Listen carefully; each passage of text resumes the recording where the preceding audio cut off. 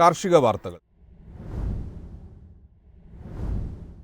കർഷകരെ ആശങ്കയിലാക്കി ചൈനീസ് വെളുത്തുള്ളി. കർണാടകയിലെ വിപണികളിൽ ചൈനീസ് വെളുത്തുള്ളി വ്യാപകമാകുന്നതായി പരാതി. ദക്ഷിണ കന്നഡ, ഉടുപ്പി, ഉത്തര കന്നഡ ജില്ലകളിൽ ചൈനീസ് വെളുത്തുള്ളി വ്യാപകമാകുന്നതായാണ് കർഷകരുടെ പരാതി. ശിവമോഗ ജില്ലയിൽ നിന്നുള്ള കർഷകരുടെ പരാതിയെ തുടർന്ന് ഉടുപ്പി മുനിസിപ്പൽ കൗൺസിൽ നടത്തിയ റെയ്ഡിൽ 5 ക്വിന്റൽ ചൈനീസ് വെളുത്തുള്ളിയാണ് പിടിച്ചെടുത്തത്. ഇന്ത്യൻ ഇനം വെളുത്തുള്ളിക്ക് കിലോയ്ക്ക് 250 രൂപയും ചൈനീസ് വെളുത്തുള്ളി കിലോയ്ക്ക് 50 മുതൽ 60 രൂപയുമാണ് വിൽക്കുന്നത്. വലിപ്പം കൂടിയതും തൊലി കളയാനും ചതയ്ക്കാനും എളുപ്പമായതിനാൽ ചൈനീസ് വെളുത്തുള്ളിയിലാണ് ഉപഭോക്താക്കൾ ഇഷ്ടപ്പെടുന്നതെന്നും വ്യാപാരികൾ ചൂണ്ടിക്കാട്ടുന്നു. മൊത്തക്കച്ചവടക്കാരുടെ ട്രേഡ് ലൈസൻസിലാണ് ചൈനീസ് വെളുത്തുള്ളി വിപണിയിലെത്തിയിരിക്കുന്നത്. ചൈനീസ് വെളുത്തുള്ളിയുടെ നിയമസാധുത ഉറപ്പുവരുത്തിയ ശേഷം മാത്രമേ ഉൽപ്പന്നങ്ങൾ വിപണിയിൽ എത്തിക്കുകയുള്ളൂവെന്നാണ് അധികാരികൾ വ്യക്തമാക്കിയിരിക്കുന്നത്. News desk MyFin TV. ഭക്ഷ്യ എണ്ണയുടെ ഇറക്കുമതി തീരുവ ഉയർത്തിയതിനെ തുടർന്ന് പാം ഓയിൽ എക്സ്ട്രാക്റ്റ് വില ഉയർന്നു. ടണ്ണിന് 2500 രൂപയാണ് വർദ്ധിച്ചത്. പാം ഓയിൽ എക്സ്ട്രാക്റ്റിന് വില ഉയർന്നത് കർഷകർക്ക് ആശ്വാസമായിരിക്കുകയാണ്. അസംസ്കൃത ശുദ്ധീകരിച്ച ഭക്ഷ്യ എണ്ണകളുടെ ഇറക്കുമതി തീരുവ വർദ്ധിപ്പിച്ചതിന്റെ ഫലമായാണ് ഈ വർധന. ഇറക്കുമതി തീരുവ വർദ്ധിപ്പിക്കുന്നതിന് മുമ്പ് 14,390 രൂപയായിരുന്ന വില 17,000 രൂപയായി ഉയർന്നിരുന്നു. അസംസ്കൃത സോയാബീൻ ഓയിൽ, അസംസ്കൃത palm oil, crude sunflower oil എന്നിവയുടെ അടിസ്ഥാന കസ്റ്റംസ് തീരുവ 0-ൽ നിന്ന് 20% കേന്ദ്ര സർക്കാർ വർദ്ധിപ്പിച്ചിരുന്നു. ആഭ്യന്തര എണ്ണക്കുരുവില മെച്ചപ്പെടുത്തുന്നതിനും ആഭ്യന്തര ഉൽപാദനം വർദ്ധിപ്പിക്കുന്നതിനും കർഷകർക്ക് അവരുടെ ഉൽപ്പന്നങ്ങൾക്ക് ന്യായമായ നഷ്ടപരിഹാരം ലഭിക്കുന്നുണ്ടെന്ന് ഉറപ്പാക്കുന്നതിനുമാണ് തീരുവ ഉയർത്തിയത്.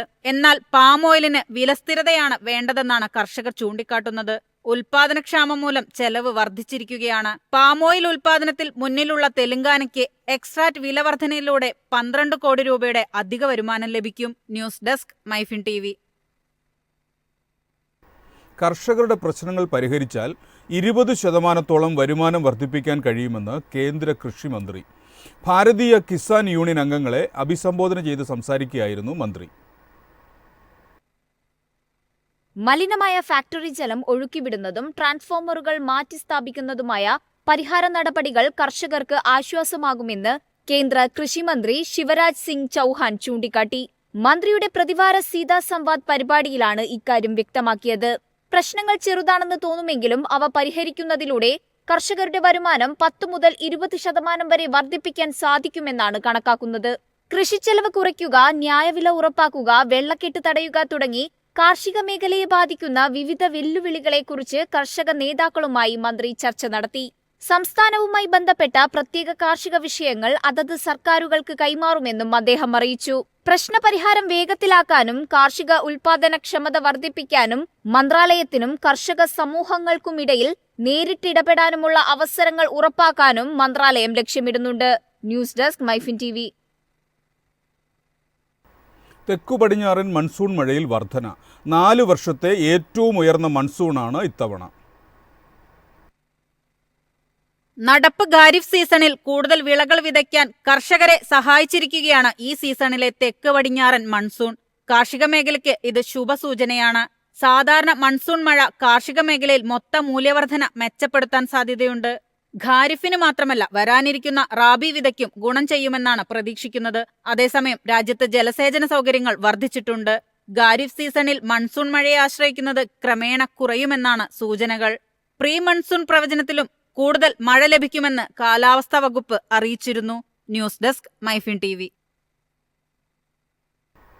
വരൾച്ചയെ പ്രതിരോധിക്കാൻ ശേഷിയുള്ള വിത്തുകൾ പരീക്ഷിക്കുകയാണ് കാർഷിക ഗവേഷണ സ്ഥാപനങ്ങൾ. കാലാവസ്ഥാ വ്യതിയാനത്തിൽ കർഷകർക്ക് വിളനാശം ഒഴിവാക്കാനുള്ള ശ്രമങ്ങളുടെ ഭാഗമായാണിത്. കാലാവസ്ഥാ വ്യതിയാനം മൂലം കർഷകരുടെ ആയിരക്കണക്കിന് ഏക്കർ ഭൂമിയിലെ കൃഷിയാണ് നഷ്ടത്തിലായിരിക്കുന്നത്. കടുത്ത വരൾച്ചയിലും പ്രതിരോധിക്കാൻ സാധിക്കുന്ന നെല്ല് വിത്തുകൾ അവതരിപ്പിച്ചിരിക്കുകയാണ് തെലങ്കാനയിലെ കാർഷിക ഗവേഷണ സ്ഥാപനങ്ങൾ. 5 വർഷത്തോളമായി ഈ മേഖലയിൽ ഗവേഷണങ്ങൾ നടന്നുവരികയാണ്. കുറഞ്ഞ ജലസേചനത്തിലൂടെ കൂടുതൽ വിളവ് നൽകുന്നതും രോഗപ്രതിരോധ ശേഷിയുള്ളതുമായ വിളകളാണ് അവതരിപ്പിച്ചിരിക്കുന്നത്. ആഗോളതലത്തിൽ അരിയുടെയും ഗോതമ്പിന്റെയും ഏറ്റവും വലിയ ഉൽപാദകരും ഉപഭോക്താക്കളുമാണ് ഇന്ത്യ. കാലാവസ്ഥാ മാറ്റം കൂടുതൽ തീവ്രവും പ്രവചനാതീതവുമായതിനാൽ കൂടുതൽ പ്രതിരോധ ശേഷിയുള്ള വിത്തുകളുടെ ആവശ്യവും കൂടുതലാണ്. News desk MyFin TV.